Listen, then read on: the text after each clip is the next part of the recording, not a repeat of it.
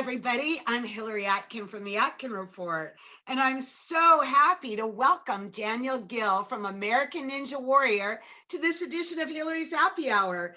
Daniel, how you doing? I'm doing really well, Hillary. Thank you so much for having me on your show today. You're welcome. Let's hit the buzzer, Daniel. How do you feel about coming back to season 13 after being the champ of season 12? Oh man, Hillary, I am excited. I'm confident, more so now than ever before in my own abilities. Now, of course, with the sport of American Ninja Warrior, you never know what obstacles are going to be, on each new course. But as far as physically, I feel ready to come back and defend my title.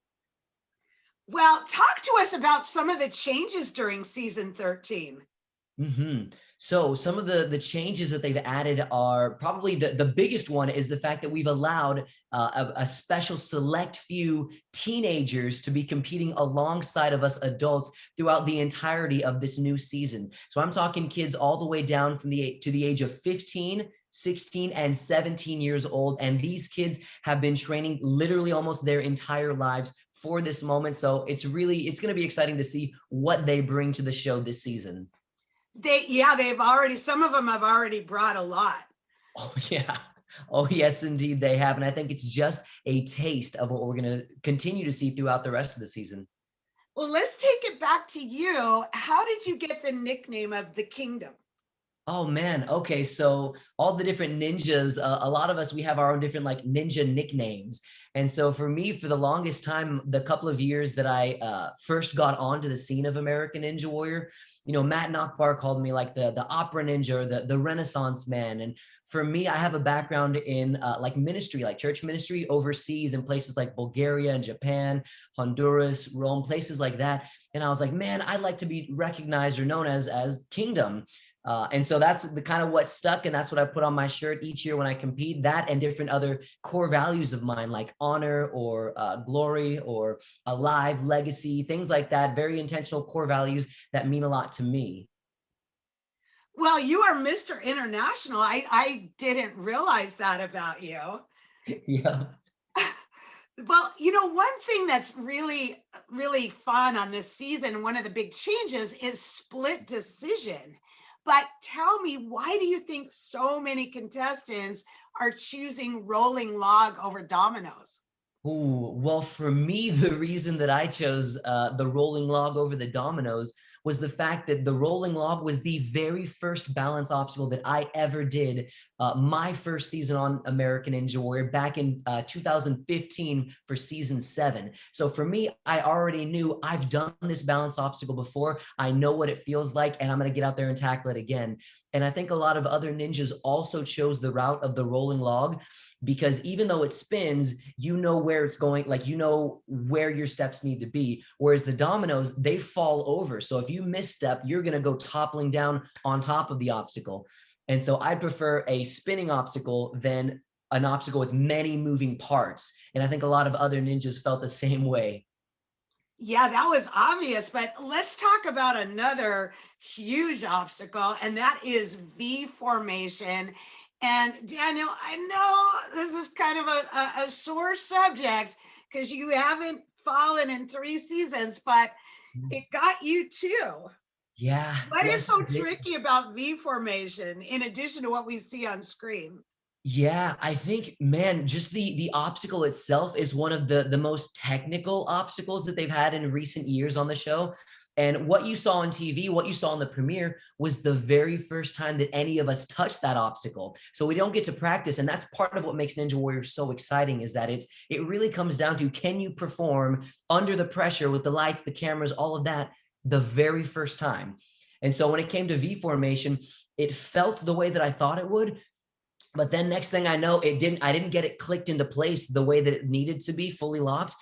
And then when I went to move again, I pulled it down instead of going up, and it just jarred me straight off. And it was the very first time that I've ever fallen on a city qualifier course. And I think, honestly, it's a good reminder. I mean, one, to keep us humble, because I think Ninja Warrior is the most humbling sport on the planet right now for all the reasons that I've already mentioned. But two, it's a reminder that literally anything can happen on these courses. And what we get to showcase as athletes is that each one of us at some point in our lives, be it athletics or academics, whatever in our life, we will fall and fail. We got to get back up. We got to move forward. And so I'm trying to put V formation behind me as quickly as possible and focus and get my eyesights on the next round of competition. I love that philosophy, but I would also like to hear how you originally got started in the ninja world.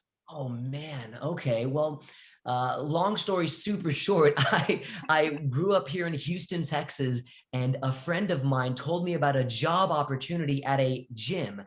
And I said, I don't lift weights. I do calisthenics, body weight training, push-ups, pull-ups, running, climbing. And they said, well, that's perfect. The gym that I'm talking about is an obstacle course gym. And I said, what are you even talking about? This is back in 2012. Uh-huh. And he said, well, have you ever seen that show, American Ninja Warrior? It's the only gym in Houston that trains people for that. And I said, I love that show. I grew up watching that show and I've always wanted to do it, been an athlete my whole life. So I went and got a job at a local ninja gym here in Houston, Texas, Iron Sports. And from that point on, I auditioned for the show. I discovered I was really talented on these courses, but it took me 2 years of trying and getting rejected on the show because it's audition based. But when I got my shot on season 7, I came out with a bang and have been competing on the show ever since. Well, you've had an incredible run on the show, but also tell us what it's like working with Zuri, Matt, and Akbar. Oh my God. I don't think this show would be what it is today without them. They are such incredible hosts. I mean, they're not just good at what they do, but as an athlete, as a competitor on the show, they genuinely care. They genuinely take an interest in each and every one of the competitors. They're so supportive on screen, obviously, but even off the screen, they'll pull us aside for conversations and just say, congratulations, great job. And not just to veterans like myself who've been on the show multiple years, but they treat every single ninja with the same amount of love and respect and honor. And it is such a joy to see, even an environment like, the secular television, like it's incredible. And I love all 3 of those guys and hope to see them as the host for as long as possible. Yeah, they're great to watch. And I also want to hear, I mean, we see some of this on the show, but the amazing support you get from your wife, Abigail, and your whole community in Houston. Yeah. No, I wouldn't be the athlete I am today. I wouldn't be the man that I am today without my support system around me. First and foremost, being my wife, who later this year will be married 5 years, and it has been incredible. She is my greatest supporter, my biggest cheerleader. And anytime that I'm feeling down, or like last night on the competition, she was the first one to say, Daniel, get back up, focus on the next round, like learn from that mistake, obviously, but don't let it keep you down. And then my support here in Houston, I've got a great family of ninjas and fellow competitors, fellow athletes that were constantly pushing each other, supporting each other. And I think it showcases really well on the show each season too. Well, we're wrapping up our happy hour, and I want to thank you so much, Daniel, and raise a toast to your continued success on American Ninja Warrior. Thank you very much, Hillary. So great to have you. Thank you for having me. Cheers. Cheers.